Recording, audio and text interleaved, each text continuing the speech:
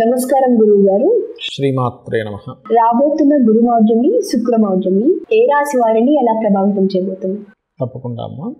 First of all ఏంటంటే మౌఢ్యమి అని చెప్పి చూసుకున్నట్లయితే దాన్ని శుక్రుడు, గురువు, శుభగ్రహాలు. ఈ శుక్ర గురువులు కనుక రవికి కక్షలో కనుక కొంచెం దగ్గరగా వెళ్ళినట్లయితే దాన్ని మౌఢ్యమి అంటారు.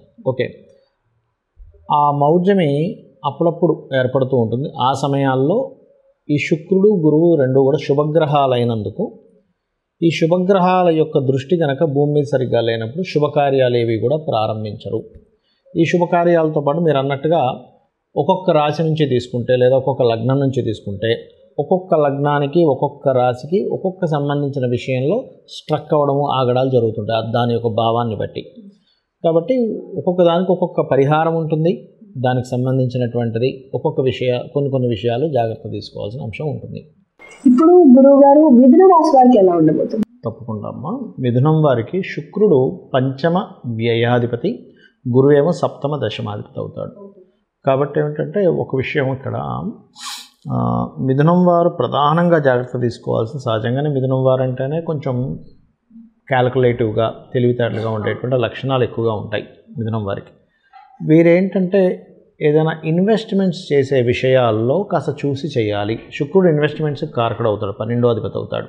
కాబట్టి ఇన్వెస్ట్మెంట్స్ విషయంలోని ఆల్రెడీ వివాహం అయిపోయింది, కాకపోతే భార్యాభర్తల మధ్య చిన్న డిస్టర్బెన్సెస్ వస్తుంటాయి. 12వ స్థానం అనేటువంటి జ్యోతిష్ శాస్త్రంలో వివాహం తర్వాత ఉండే లైఫ్ని చెప్తుంది. ఇప్పుడు వివాహం అయ్యే వరకు ఒక ఇది, వివాహం తర్వాత కొంతమందికి చూడమ్మా, వివాహం కుదరడం ఈజీగా కుదిరిపోద్ది, అబ్బా మంచి సంబంధం కుదిరింది వెంటనే కుదిరింది అనుకుంటాం. కానీ వివాహం తర్వాత ఏదో డిస్టర్బెన్స్ వస్తుంటాయి. మరికొంతమందికి వివాహం అవ్వడం కష్టమవుద్ది, బట్ తర్వాత చాలా బాగుంటుంది. ఎందుకు అలాగా అంటే సప్తమం బాగుంటేనేమో వెంటనే కుదురుతుంది, 12వ స్థానం ఏదైనా పాడైతే వాళ్ళకి ఇబ్బంది అనేటువంటిది ఆఫ్టర్ మ్యారేజ్ తర్వాత వస్తూ ఉంటుంది. అందుకని ఇక్కడ గోచారంలో 12వ అధిపతి కంబస్ట్ అవుతున్నాడు. కాబట్టి మిథునం వారికి వివాహ జీవిత భాగస్వామితో ఉండే జాగ్రత్తలు అంటే ఏమిటి, చిన్న విషయాలకి అనవసరమైన ఈగోకుపోకుండా. ఎందుకంటే 12వ స్థానాధిపతి శుక్రుడు రవితో కంబస్ట్ అయి ఉన్నాడు కదా, అనవసరమైన ఈగోస్కి వెళ్తూ ఉంటారు. కాబట్టి అనవసరమైన ఈగోస్ విషయంలో జాగ్రత్తగా ఉండడము, కొన్ని నిర్ణయాలు తీసుకునే విషయంలో, ముఖ్యంగా క్రియేటివ్ ఫీల్డ్లో ఉండేటువంటి వారు, ఎందుకంటే శుక్రుడు క్రియేటివిటీకి కారకుడు కాబట్టి ఆ క్రియేటివ్ రిలేటెడ్ సంబంధించిన విషయంలో నిర్ణయాలు తీసుకునేటువంటి విషయంలో, కొంతమంది చూడండి సంతానాన్ని పొందేటువంటి అంశాలలో కొంతమంది డోనర్స్ దగ్గర కొన్ని మాట్లాడుకొని కొన్ని చేస్తూ ఉంటారమ్మా. అటువంటి విషయాల్లో పర్టికులర్గా జాగ్రత్తగా ఉండడము. మరియు దీంతో పాటు ఉద్యోగంలో ఎటువంటి ఉద్యోగాలు అంటే banking related, finance related, auditing related, consultancy related సంబంధించిన ఉద్యోగాలు కావచ్చు, దానికి సంబంధించిన ఏమైనా సర్వీసెస్ చేసేవారు కావచ్చు, కొత్తగా ప్రారంభించడము, దానికి సంబంధించినటువంటి విషయాల్లో కాస్త జాగ్రత్త వహించాలి. ఇది గుర్తుపెట్టుకోండి. మరి వీరు ఎటువంటి దేవతా ఆరాధన చేయాలంటే సూర్యభగవానునే చేయాలి ప్రధానంగా అందరూ కూడా, కాకపోతే ఒక్కొక్కరు ఒక్కొక్క పద్ధతిలో చేయాలి. ఎక్కువగా వీలైనంత మటుకు సూర్య మంత్రము అంటే ఎవరైనా గురువుల దగ్గర సూర్య మంత్రం ఉంటే అది తీసుకొని చాంటింగ్ చేయడం, లేదా సూర్యుడికి సంబంధించి రెగ్యులర్గా వినడం. ఆదిత్య హృదయం ఉంది, అందరికీ నోరు తిరగదు, వినడం చేస్తూ ఉండాలి. ఇక మరొక విషయం ఏంటంటే వీలైనంత మటుకు సూర్యుడి కోసం ప్రచారం. ఇప్పుడు చూడండి, ఇప్పుడు తెలిసిన వాళ్ళు ఉంటారు, ఎవరైనా అరే నువ్వు సూర్య ఆరాధన చేసుకో, అనారోగ్యంతో ఉంటారు కొంతమంది. శాస్త్రం ఏం చెప్తుంది, ఆరోగ్యం భాస్కరాదిత్యేత అని చెప్తుంది. అంటే ఆరోగ్యం ఎవరికైనా లేదు అంటే సూర్యభగవానుడు బాలేడని అర్థం. అంటే వాళ్ళ జన్మజాతకంలో బాగోపోవడం కానీ, సూర్యభగవానుడి యొక్క స్థితి సరిగ్గా లేకపోవడం కానీ, వీటి వల్ల వాళ్ళకి ఇబ్బంది అనేటువంటిది వస్తూ ఉంటుంది. కాబట్టి ఎవరికైనా ఏదైనా ప్రాబ్లం ఉంది, ఇదేమవుతుందంటే అమ్మ, ఎవరికైనా ఒకటి దేవతా సంబంధించి మనం చెప్తూ ఉంటే మనము వాళ్ళ యొక్క విషయాన్ని మనం చక్కగా బాగుండేలాగా వాళ్ళకి మనం ఒక హెల్ప్ చేస్తున్నాం. కాబట్టి దేవతా అనుగ్రహం చెప్పిన వాళ్ళకు కూడా వస్తుంది. కాబట్టి ఇది చేసినట్లయితే వీళ్ళకి ఈ ప్రాబ్లం అనేటువంటిది తగ్గుతుంది. అంటే మిస్కమ్యూనికేషన్స్ వల్ల జీవిత భాగస్వామితో ఉద్యోగ విషయాల్లో ఇందాక నేను చెప్పిన సెక్టార్స్లో ఇబ్బంది వస్తుంది. కాబట్టి ఈ విషయాల్లో జాగ్రత్తగా ఉండాలి. ఇప్పుడు ఈ గురు శుక్ర మౌఢ్యాల వల్ల కొంతమంది ఏమంటారంటే కొన్ని పనులు చేయొచ్చు అంటారు, కొంతమంది కొన్ని పనులు చేయకూడదు అంటారు. వాటి గురించి మీరు వివరిస్తారు? అంటే ఎవరేం చెప్పినా శాస్త్ర ప్రమాణం అమ్మ. ఏమిటా శాస్త్రము ఏం చెప్పింది మనకి, నిర్ణయ సింధు, ధర్మసింధు గ్రంథాల్లో ఏముంది అని చెప్పి చూసుకున్నట్లయితే, ముఖ్యంగా శుక్రుడు వివాహానికి, గృహాలకి కారకుడు. కాబట్టి లగ్నపత్రిక రాసుకోవడం చేయకూడదు. చాలామంది ఏమనుకుంటారు, వివాహం చేసుకోవట్లేదు కదండి, కేవలం లగ్నపత్రిక రాసుకుంటున్నాం కదా, దీనివల్ల దోషం లేదనుకుంటారు. కాదు, లగ్నపత్రిక అంటే కూడా వివాహంలో ముఖ్యమైనటువంటి పాత్ర పోషిస్తుంది. కాబట్టి లగ్నపత్రిక అస్సలు రాసుకోకూడదు. రెండవది వివాహం అయితే ఎట్టి పరిస్థితుల్లో చేసుకోకూడదు, గుర్తుపెట్టుకోండి. ఇక శంకుస్థాపన, గృహప్రవేశము, నూతన గృహప్రవేశం చేస్తుంటారు, నూతన గృహ శంకుస్థాపన చేస్తుంటారు, గృహ ఆరంభం చేస్తూ ఉంటారు చూసారా, ఇటువంటివి అస్సలు పనికిరాదు, ఇది గుర్తుపెట్టుకోండి. అందులో గురుమౌఢ్యమి సంబంధించిన వాటిల్లో ఏంటంటే ఉపనయన సంబంధించినటువంటివి కూడా చేయకూడదు, ఇది మెయిన్గా గుర్తుపెట్టుకోండి. మరి చేయదగ్గ పనులు ఏమిటి అని చెప్పి చూసుకున్నట్లయితే ఇప్పుడు అన్నప్రాసన ఉంది, అన్నప్రాసన చక్కగా చేసుకోవచ్చు, దానికి ఏం సంబంధం లేదు. ఎందుకంటే గురువు కానీ శుక్రుడు కానీ అన్నప్రాసనకి సంబంధం ఉండదు వాళ్ళకి, అది చంద్రుడు కారకత్వం అన్నప్రాసన అనేటువంటిది. ఓకే, అదేవిధంగా ప్రయాణాలు కూడా చంద్రుడు కారకుడు. చాలామంది ఏమనుకుంటారంటే అమ్మో మనం ఇప్పుడు ఈ మౌఢ్యం ఉంది కదండి ప్రయాణం చేయొచ్చా అనుకుంటారు, అలాంటిది ఏమీ లేదు. ఇంకొకటి ఏంటంటే ఏదైనా శుభకార్యాలకి కాకుండా ఇప్పుడు మామూలుగా చూడండి మనం ఏదైనా తీర్థయాత్రల ప్రయాణాలు చేస్తాం చూసారు, దానికైతే మీరు ఏమీ చూసుకోవాల్సిన పని లేదు. ఎందుకంటే భగవత్ సంబంధించిన వాటి దగ్గరికి వెళ్తున్నప్పుడు భగవంతుడే చూసుకుంటాడు అనమాట.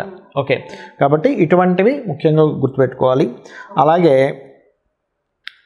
మరికొన్ని విషయాలు ఇక్కడ చూసుకున్నట్లయితే ఇప్పుడు చూడండి, ఇందాక మనం చెప్పుకున్నాం ఏమని, గృహప్రవేశము గృహారంభము చేయకూడదు అన్నాం, కానీ గృహ రిపేర్లు చేసుకోవచ్చు. ఇప్పుడు ఇంట్లో ఏదో వాస్తుదోషం ఉంది, లేకపోతే సంథింగ్ లోపల ఏదో ప్రాబ్లం ఉంది, బండలు పాడైపోయాయి, లేకపోతే బాత్రూంలో వాటర్కి సంబంధించిన ఏదో ప్రాబ్లం వచ్చింది, ట్యాప్స్ పాడయ్యాయి, అమ్మో మౌఢ్యమి కదా ఈ టైంలో చేయించుకోకూడదు అనేటువంటిది ఏమీ లేదు, ఇది గుర్తుపెట్టుకోండి. ఓకే, అదేవిధంగా మరికొన్ని విషయాలు కనుక చూసుకున్నట్లయితే ఇక్కడ ఆరంభం చేయకూడదు అన్నారు కదా, భూములు కొనొచ్చా లేదా అనేటువంటి సందేహం వస్తుంది కొంతమందికి. భూములు కొనడము చేయవచ్చు, అమ్మడము చేయవచ్చు, తప్పులేదు.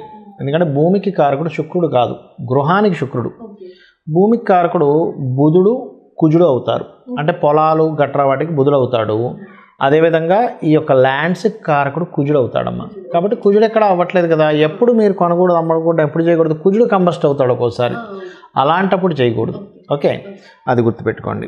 అలాగే మరొకటి ఏంటంటే ఇంకొంతమంది నేనంటే హాస్యాస్పదంగా ఉంటుంటుంది, ఉద్యోగంలో జాయిన్ అవ్వచ్చండి అని అడుగుతుంటారు మౌఢ్యంలో. ఉద్యోగానికి సంబంధం లేదు, చక్కగా ఉద్యోగం మారాలనుకుంటే మారచ్చు, కొత్త ఉద్యోగంలో జాయిన్ అవ్వచ్చు. ఇంకోటి శాస్త్రం ఏం చెప్తుందంటే ఉద్యోగం సంబంధించిన విషయంలో ఇన్నేమి చూసుకోవద్దు, ముందు ఉద్యోగం చాలా ముఖ్యమైనటువంటిది. కాబట్టి వీలున్నంత దగ్గరలో ఇప్పుడు ఒక ఉద్యోగం వచ్చింది, చాలామంది ఏం చేస్తారు, అమ్మో ఈ నెలంతా సరిగ్గా లేవండి నెక్స్ట్ మంత్ జాయిన్ అవుతా అంటాడు. కంపెనీ వాడు మీకోసం ఎందుకు వెయిట్ చేస్తూ కూర్చుంటాడు, తొందరలో టక్మని రేపుందా ఎల్లుండుందా ఏది బాగుంది వెంటనే జాయిన్ అవ్వాలి, కానీ దానికి ముహూర్తాలు అవన్నీ పెట్టుకుంటూ కూర్చోకూడదు. ఓకే, అది గుర్తుపెట్టుకోవాలి. అదేవిధంగా వాహన సంబంధించినవి మాత్రం కొంచెం ఒక మంచి, అంటే ఈ మౌఢ్యంలో కంపల్సరీ ఒక్కోసారి వాహనం కొనాల్సి వస్తుంది. శుక్రుడు వాహనానికి కారకుడు కొంతవరకు, అయితే శుక్రుడు ఒక్కడే కాకుండా చంద్రుడు కూడా వాహనానికి కారకుడు అవుతాడు మూమెంట్కి.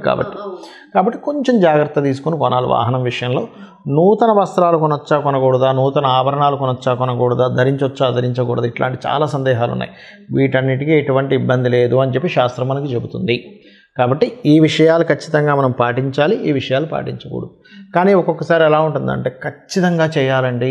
ఇప్పుడు కొంతమందికి ఎలా ఉంటుందంటే తండ్రి గతిస్తాడు, అప్పుడు ఈ మధ్యలో చేసేస్తే అయిపోద్ది, లేకపోతే సంవత్సరం దాటిపోతుంది అని ఉంటుంది, సంవత్సరం లోపల చేయాలి ఆడపిల్లకి అంటూ ఉంటాడు. మరి అలాంటప్పుడు ఎలాగా, ఇంతకాలం మేము ముహూర్తాలు సంబంధాలు వెతుకుతుంటే అవ్వలేదు, కానీ ఇప్పుడేమో మౌఢ్యంలో వచ్చేసి అప్పుడు ఎలాగా అన్నప్పుడు ఇంట్లో పర్టికులర్గా సూర్యనారాయణమూర్తికి సంబంధించింది ఏదైనా సరే జపము చేయించుకొని, అంటే ఇంక తప్పదు అనుకున్నప్పుడు చేయించుకొని, శుక్రబలము గురుబలము పెరగడానికి దక్షిణామూర్తి యొక్క ఆరాధన, అమ్మవారి యొక్క ఆరాధన చేసుకొని, ఏది ఇంకా కంపల్సరీ అయినప్పుడు నేను చెప్తున్నాను, అలాంటి ప్రక్రియ చేసుకొని అన్నదానము గోసేవ చేసి, గోవులు ఉంటాయి దేశీవాలి గోవు, వాటికి ఏదైనా తినిపించి అప్పుడు ఈ యొక్క దీంట్లో తప్పనిసరి ఉన్నప్పుడే తప్ప అదర్వైజ్ ఆపుకోవడమే మంచిది.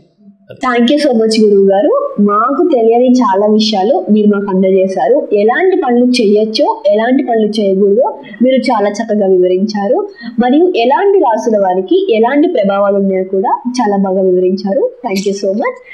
మీరందరూ ఇలాంటి విషయాన్ని తెలుసుకున్నారు కాబట్టి మళ్ళీ నెక్స్ట్ ఎపిసోడ్తో కలుద్దాం. నమస్కారం. శ్రీమాత్రే నమః.